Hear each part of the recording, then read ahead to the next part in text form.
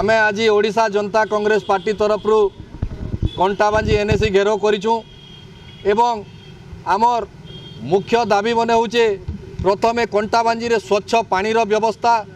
एवं जेन water ATM गुड़ाक अचलिक पड़ीचे Kantabanji रे विभिन्न लोक विभिन्न जिल्लार लोक व्यवसायी स्थल रे से माने आसिक इन निर्भर करुचन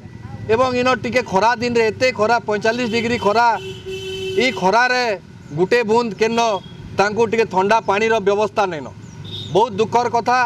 तापर आमर दूसरा डिमांड होचे जे इनु गुटे जेहेतु गुटे व्यवसायी हब बिजनेस हब विभिन्न लोक इन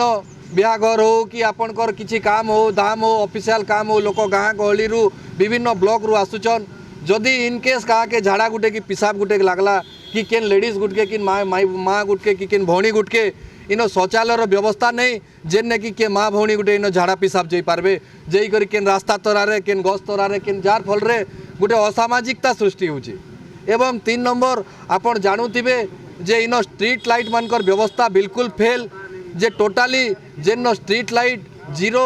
आमे चाहूँ स्ट्रीट लाइट गुड़ाक जल्दी हो एबे तो आमे लिखित प्रतिश्रुति नेमु